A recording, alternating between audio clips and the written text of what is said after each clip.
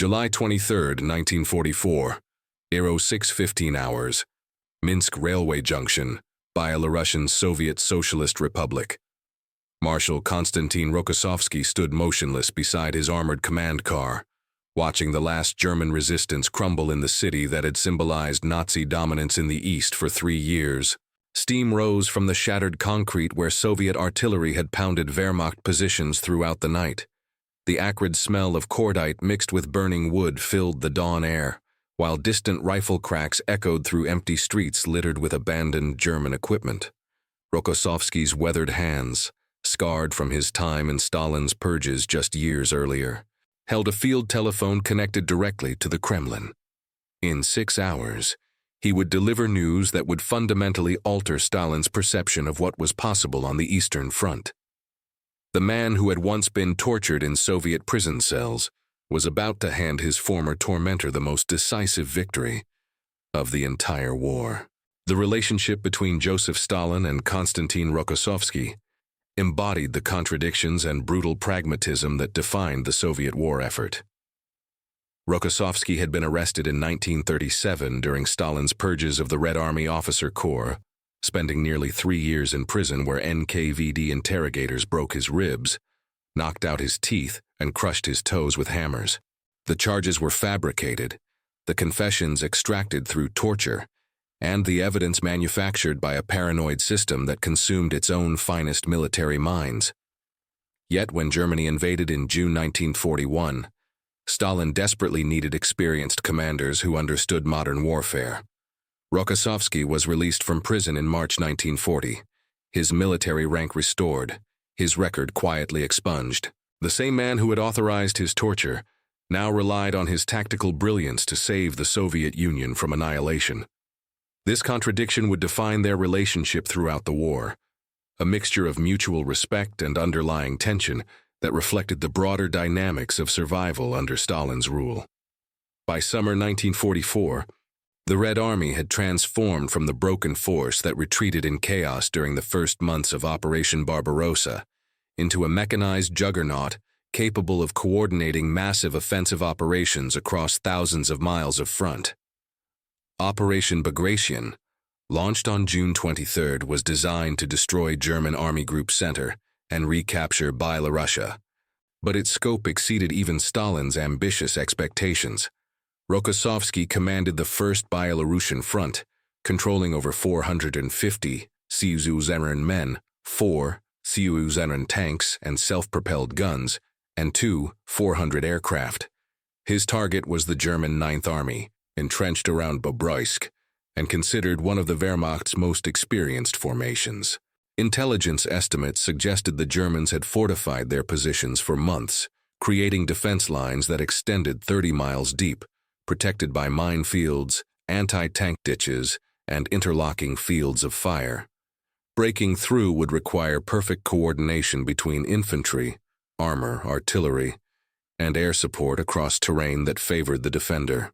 Rokossovsky's plan violated conventional military doctrine in ways that made his own staff officers nervous.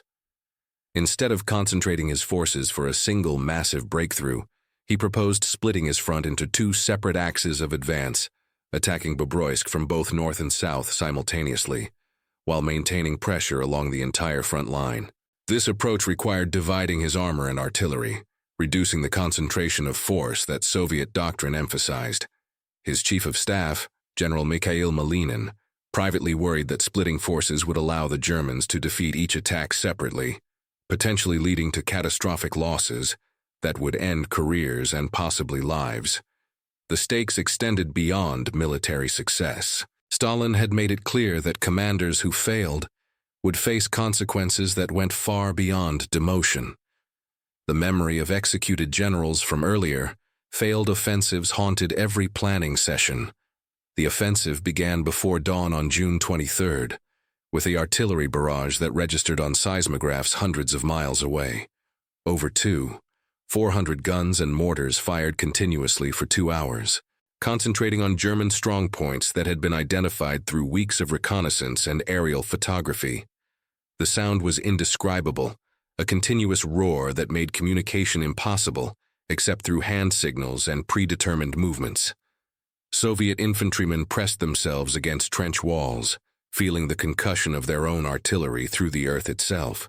The smell of cordite became so thick that soldiers wrapped cloth around their faces to breathe. When the barrage lifted at 800 hours, the silence felt almost supernatural, broken only by the distant screams of wounded Germans and the mechanical growl of Soviet tanks beginning their advance. The dual attack confused German defenders who had expected conventional Soviet tactics, emphasizing massive frontal assault.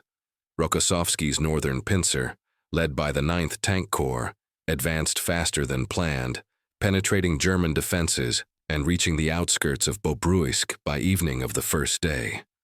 His southern force, spearheaded by the 1st Guards Tank Corps, encountered heavier resistance, but maintained momentum through coordinated infantry armor teams that had been trained specifically for urban combat. German radio intercepts revealed growing panic in Wehrmacht command posts as officers struggled to understand Soviet intentions and coordinate their response.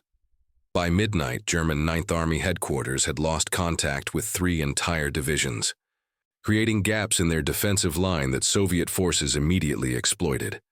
If you want to discover how a marshal who survived Stalin's purges used those experiences to outthink the Wehrmacht's finest strategists, please leave your like on this video.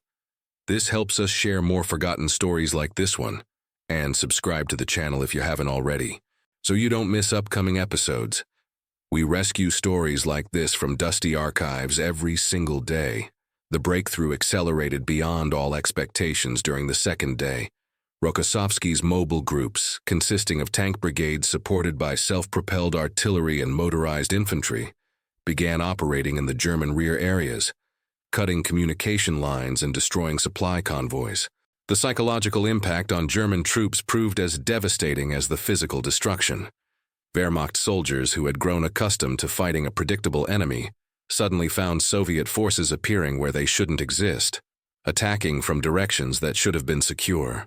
German 9th Army Commander General Jordan repeatedly requested permission to withdraw to more defensible positions. But Hitler's standing orders prohibited any retreat without explicit authorization from the Führer himself. This inflexibility, which had helped Germany hold territory during Soviet winter offensives, now trapped German forces in positions that were becoming untenable. Soviet air supremacy multiplied the effectiveness of ground operations in ways that transformed the entire character of the offensive. Rokossovsky coordinated closely with 16th Air Army Commander General Rudenko, establishing forward air controllers with tank units and implementing communication procedures that allowed ground forces to request close air support within minutes rather than hours. Soviet pilots, flying multiple sorties per day, reported German columns abandoning vehicles and equipment rather than risk exposure to continuous air attack. The psychological pressure of constant aerial threat forced German units to move only at night, slowing their ability to reinforce threatened positions or coordinate counterattacks. Roads became killing zones where any movement attracted immediate attention from Soviet aircraft, armed with bombs, rockets, and cannon fire.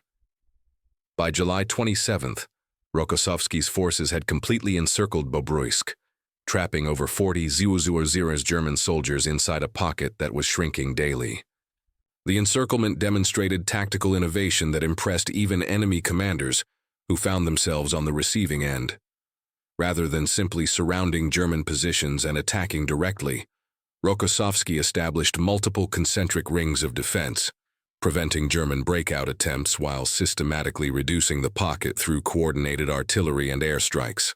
German attempts to establish defensive positions were disrupted by Soviet forces that seemed to anticipate every move, appearing at critical moments with precisely the right combination of firepower and maneuver.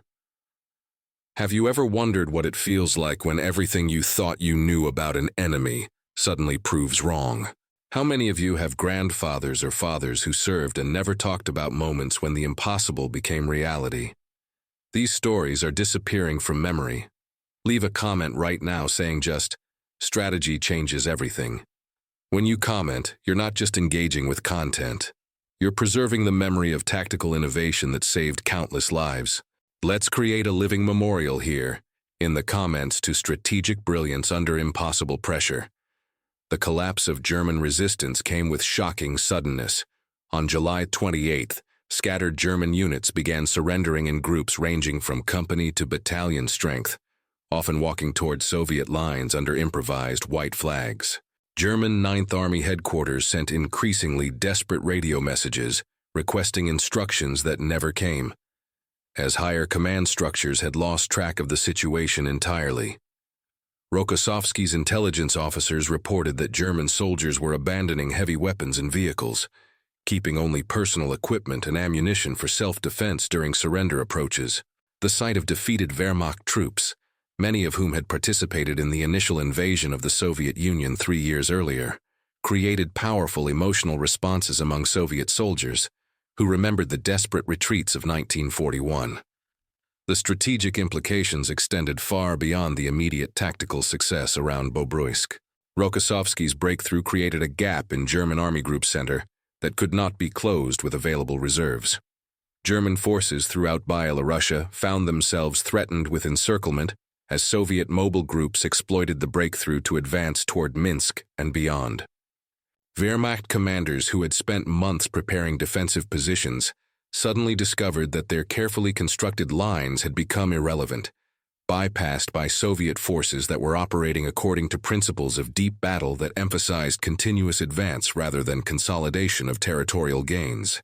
The psychological impact on German morale proved as significant as the tactical advantages, as news of the Ninth Army's destruction spread throughout German-occupied territory. Stalin's reaction to reports from the Byelorussian front revealed the complex dynamics of command authority within the Soviet system. Initial reports suggesting major success were treated with skepticism, as Stalin had learned to distrust optimistic battlefield assessments that often proved premature or exaggerated. However, when confirmation arrived through multiple independent sources, including German radio intercepts and aerial reconnaissance photographs showing massive German equipment losses, Stalin's response demonstrated his understanding of the strategic significance. According to General Staff records preserved in Soviet archives, Stalin personally telephoned Rokossovsky on July 29th, a rare direct communication that typically occurred only during crises or exceptional successes. The conversation between Stalin and Rokossovsky, partially preserved in memoirs and Soviet military archives, revealed both men's understanding that they were witnessing a turning point in the war's Eastern theater. Stalin, according to witnesses present during the call, expressed satisfaction, but also immediately began planning expanded objectives that would exploit the breakthrough. Rokossovsky, drawing on his experience with Stalin's tendency to escalate successful operations beyond their original scope, carefully outlined the logistical limitations that would affect future operations. The discussion reflected years of working relationship that had evolved from mutual suspicion to grudging respect, built on Rokossovsky's consistent ability to deliver results that exceeded expectations while maintaining realistic assessments of capabilities and limitations. The aftermath of the Bobruisk encirclement demonstrated the broader transformation of Soviet military capabilities that had occurred since the dark days of 1941. German Ninth Army's destruction removed over 70 experienced German troops from the Eastern Front, including officers and specialists whose loss significantly degraded Wehrmacht capability throughout the region. More importantly, the success validated tactical innovations that would be applied in subsequent operations, including the coordinated use of air power, mechanized forces, and artillery that characterized late-war Soviet operations. Rokossovsky's willingness to divide forces and attack simultaneously from multiple directions became standard doctrine for breakthrough operations, influencing Soviet military thinking well into the post-war period. The broader Operation Bagration, of which Bobruisk was only one component, ultimately destroyed German Army Group Center entirely, eliminating over 450 German troops, and creating a gap in German defenses that could never be adequately filled. The success vindicated Stalin's decision to rely on commanders like Rokossovsky, despite their complicated personal histories. demonstrating the pragmatic approach to talent management that characterized Soviet leadership during the war's later phases. The operation's success also established Rokossovsky's reputation as one of the war's finest operational commanders, leading to his appointment as commander of the Second Byelorussian Front and his central role in the final assault on Germany itself. Rokossovsky's post-war career reflected both the opportunities and constraints of serving under Stalin's continued leadership. Promoted to Marshal of the Soviet Union and awarded numerous decorations including 2 Orders of Victory, he remained one of Stalin's most trusted military advisors throughout the immediate post-war period. However, his Polish background eventually created suspicion within Stalin's inner circle, leading to his appointment as Polish Minister of Defense from 1949 to 1956, a position that effectively removed him from direct influence within Soviet military leadership while maintaining his status and privileges. The appointment demonstrated Stalin's continued confidence in Rokossovsky's abilities, while addressing political concerns about foreign influence within the Soviet defense establishment. The relationship between Stalin and his wartime marshals evolved significantly during the post-war period, influenced by Stalin's growing paranoia about potential rivals and his desire to maintain absolute control over all aspects of Soviet governance. Rokossovsky navigated these treacherous waters with the same tactical skill that had characterized his military career, maintaining loyalty to the Soviet system while avoiding the factional disputes that destroyed other prominent military leaders. His survival through Stalin's final years required the same careful balance of competence and deference that had enabled him to emerge from Stalin's pre-war purges and achieve success during the war itself. Rokossovsky died in 1968, 24 years after his triumph at Bobruisk, having witnessed the entire evolution of the Soviet Union, from Stalin's terror through Khrushchev's reforms to Brezhnev's conservatism. His funeral drew thousands of mourners, including veterans who remembered his leadership during the war's darkest moments and his role in achieving victories that seemed impossible during the desperate days of 1941 and 1942. The military honors accorded to his burial reflected genuine respect within the Soviet officer corps for a commander who had consistently delivered success while maintaining personal integrity under the most challenging circumstances. The tactical innovations pioneered during Operation Bagration, particularly the coordination of multiple breakthrough attempts and the integration of air and ground forces, influenced military doctrine well beyond the Soviet Union. NATO military analysts studied Rokossovsky's methods extensively during the Cold War, recognizing the effectiveness of his approach to deep battle operations and the implications for potential future conflicts. The success at Bobruisk became a standard case study in military academies worldwide, demonstrating how proper coordination between different arms of service could achieve results that exceeded the sum of individual components. The human cost of the operation, often overlooked in discussions of tactical brilliance, reflected the brutal mathematics of warfare on the Eastern Front. Soviet forces suffered over 65,000 casualties during Operation Bagration, including approximately 12,000 killed in action. These numbers, while significant, represented a dramatic improvement in casualty ratios compared to earlier Soviet offensives, reflecting improved training, better equipment, and more sophisticated tactics. The reduction in Soviet casualties relative to territorial gains achieved demonstrated the evolution of Red Army capability from the desperate human wave attacks of 1941-1942 to the coordinated combined arms operations that characterized the war's final phase. The destruction of German Army Group Center marked the beginning of Germany's final retreat from Soviet territory, a process that would culminate in the Battle of Berlin 11 months later. The strategic initiative permanently shifted to the Soviet Union following Operation Bagration, as German forces lacked the reserves necessary to mount effective counteroffensives against Soviet advances. The psychological impact on German morale proved equally significant, as news of the army group's destruction reached German civilians, who had been assured that Wehrmacht forces were successfully defending European civilization against Bolshevik barbarism. The legacy of Rokossovsky's triumph at Bobruisk extends beyond military history into broader questions about leadership under authoritarian systems and the complex relationships between competence and survival in totalitarian states. His ability to maintain military effectiveness while navigating the dangerous political environment of Stalin's Soviet Union offers insights into the personal costs of serving effectively within systems that prioritize loyalty over expertise. The contradiction between Stalin's treatment of Rokossovsky before the war and his reliance on him during critical moments illustrates the pragmatic calculations that often override ideological considerations when survival is at stake. Modern military historians continue to debate the broader implications of Operation Bagration and Rokossovsky's role in achieving its success.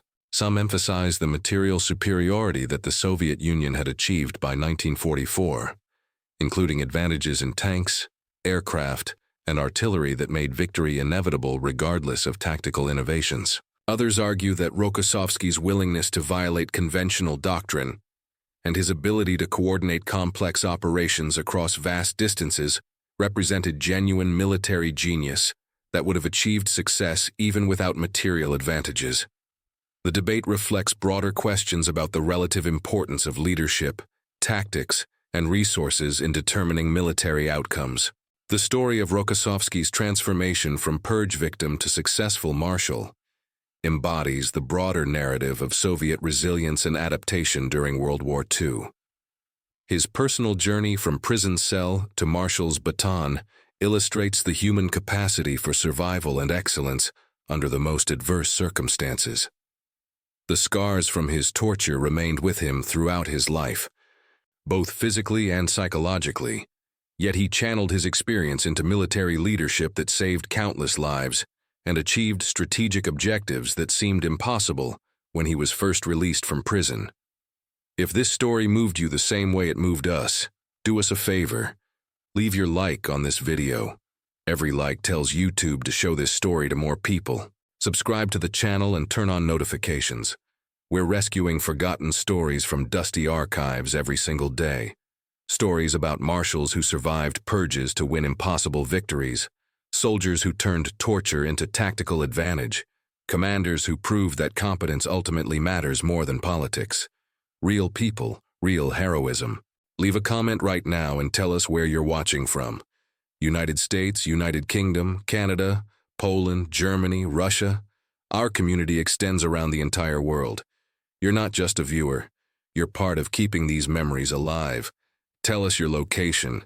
Tell us if anyone in your family served. Just tell us that you're here. Thank you for watching, and thank you for ensuring that Marshal Konstantin Rokossovsky doesn't disappear into silence. These men deserve to be remembered, and you're helping to make that possible. Educational note. This narrative combines documented historical events from Operation Bagration with interpretive elements designed for educational entertainment. While the core events, dates, and strategic outcomes are historically accurate, some dialogue and personal details have been dramatized to enhance storytelling while maintaining historical authenticity. The personal relationship between Stalin and Rokossovsky remained complex and layered with unspoken tensions throughout the remaining war years. Soviet archival documents declassified after 1991 reveal that Stalin privately referred to Rokossovsky as our Polish Marshal in conversations with other members of the State Defense Committee, a designation that carried both recognition of his capabilities and subtle reminder of his foreign origins. This duality reflected Stalin's pragmatic approach to wartime leadership, while maintaining the paranoid undertones that would resurface more prominently after victory was achieved. Rokossovsky, for his part, understood these dynamics intimately, having learned through brutal experience that competence alone provided no guarantee of survival under Stalin's rule. The intelligence networks that supported Operation Bagration demonstrated sophisticated coordination between multiple Soviet agencies that had evolved significantly since the chaotic early days of the German invasion. NKVD units operating behind German lines had spent months mapping defensive positions, identifying supply routes, and establishing contact with partisan groups who provided real-time intelligence about German movements. The GRU Military Intelligence Service contributed detailed assessments of German unit capabilities, morale, and leadership effectiveness, based on interrogation of prisoners and analysis of captured documents. This intelligence fusion, coordinated through Rokossovsky's headquarters, enabled Soviet forces to anticipate German responses and position forces accordingly, contributing significantly to the operation's unprecedented success. The psychological warfare component of Operation Bagration revealed Soviet understanding of modern warfare's mental dimensions. Rokossovsky authorized the distribution of leaflets in German and local languages, promising fair treatment for prisoners while emphasizing the futility of continued resistance. Soviet loudspeaker units broadcast messages highlighting the destruction of other German formations and the inevitable collapse of Nazi resistance throughout occupied territory. More subtly, the timing and coordination of Soviet attacks were designed to maximize confusion and panic within German command structures, preventing effective coordination of defensive responses. These psychological operations, often overlooked in purely tactical analyses, proved instrumental in accelerating German collapse once physical resistance began crumbling. The logistical achievement underlying Rokossovsky's success reflected years of learning from earlier failures and systematic improvement in Soviet supply capabilities. The Red Army of 1944 bore little resemblance to the disorganized force that had retreated in chaos during 1941. Rokossovsky's front required over 3,000 tons of ammunition daily during active operations, plus fuel for thousands of vehicles, food for nearly 500,000 troops, and medical supplies for treating casualties. Soviet logistics officers had developed sophisticated systems for forward distribution of supplies, including mobile repair workshops that could restore damaged equipment within hours rather than days. The contrast with German supply difficulties, exacerbated by partisan attacks and Soviet air superiority, highlighted the degree to which industrial capacity had shifted decisively toward the Soviet Union. The international implications of Operation Bagration's success extended far beyond the immediate military situation on the Eastern Front. British and American intelligence services monitored the operation closely, recognizing that Soviet capability to conduct successful large-scale offensives would fundamentally alter post-war power relationships. Winston Churchill privately expressed concern about Soviet military effectiveness, understanding that successful operations like Bagration would strengthen Stalin's position in negotiations about post-war European arrangements. The operation's success also influenced planning for Operation Overlord, the planned invasion of Western Europe, as Allied planners recognized that Soviet pressure on Germany's eastern forces would significantly reduce German capability to resist landings in France. The technological innovations demonstrated during Operation Bagration reflected Soviet adaptation of Western equipment and tactics to their own strategic requirements. Lend-Lease trucks provided mobility for Soviet motorized infantry units, while American-supplied radio equipment enabled coordination between widely separated formations. However, Soviet forces also demonstrated innovations in tank warfare, artillery coordination, and air-ground cooperation that exceeded anything achieved by their Western allies at that point in the war. Rokossovsky's use of self-propelled artillery to provide direct fire support for advancing tank units represented tactical flexibility that would influence armored warfare doctrine for decades after the war's conclusion. The human stories embedded within Operation Bagration's strategic success reveal the personal costs and individual heroism that characterized warfare on the Eastern Front. Soviet archives contain thousands of individual citation recommendations and after-action reports that detail specific acts of courage, sacrifice, and innovation by soldiers whose names never appeared in history books. Junior officers who assumed command when their superiors were killed, tank crews who continued fighting with damaged vehicles, infantry soldiers who held positions against overwhelming odds while evacuation was being arranged. These individual contributions, multiplied across hundreds of thousands of participants, created the foundation for strategic success that military historians often attribute solely to superior planning and coordination. The medical evacuation and treatment systems supporting Operation Bagration demonstrated Soviet learning from earlier campaigns, where wounded soldiers often died from lack of timely treatment rather than severity of injuries. Rokossovsky's medical officers established forward aid stations within artillery range of German positions, accepting increased risk to reduce time between injury and treatment. Soviet Medical Corps personnel, approximately 40% of whom were women, treated over 180 Salzaren casualties during Operation Bagration, returning nearly 70% to active duty within weeks of treatment. This capability to preserve experienced personnel provided cumulative advantages that exceeded immediate medical considerations, as veteran soldiers performed significantly better than replacements in complex operations, requiring coordination between different military specialties. The intelligence penetration of German communications revealed the extent to which Soviet cryptographic capabilities had evolved since the war's beginning. Rokossovsky's intelligence staff routinely intercepted and decoded German radio traffic, providing advance warning of German intentions and enabling Soviet forces to position themselves advantageously.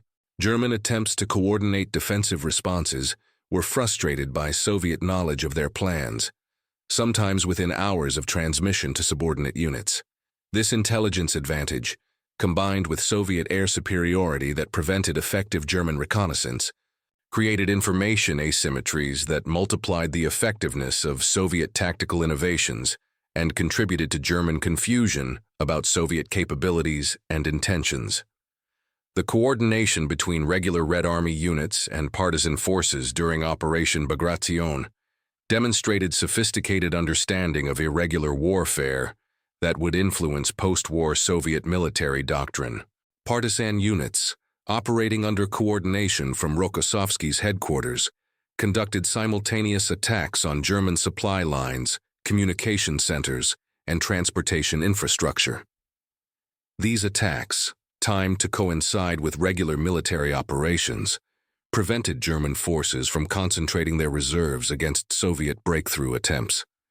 The psychological impact on German troops, who found themselves threatened from all directions simultaneously, accelerated the collapse of organized resistance and contributed to mass surrenders that characterized the operation's final phases. The aftermath of Operation Bagration established precedents for Soviet treatment of liberated territory that would characterize their approach throughout Eastern Europe. Rokossovsky's forces were accompanied by NKVD units responsible for establishing Soviet authority in areas previously under German occupation. The process involved both genuine liberation of Soviet citizens who had suffered under Nazi rule and implementation of political control mechanisms that eliminated potential opposition to Soviet authority. This duality reflected broader contradictions within Soviet war aims, combining legitimate defensive objectives with expansionist ambitions that would shape post-war European politics for decades. The strategic deception measures supporting Operation Bagration revealed sophisticated Soviet understanding of information warfare and enemy decision-making processes. Rokossovsky participated in elaborate deception operations designed to convince German intelligence that the main Soviet offensive would occur elsewhere, possibly against Army Group North or Army Group South. These deceptions included false radio traffic, dummy equipment concentrations, and deliberate leaks of misleading information through channels known to be monitored by German intelligence services. The success of these deception operations contributed significantly to German surprise when the actual offensive began, as Wehrmacht commanders had positioned reserves according to false intelligence about Soviet intentions.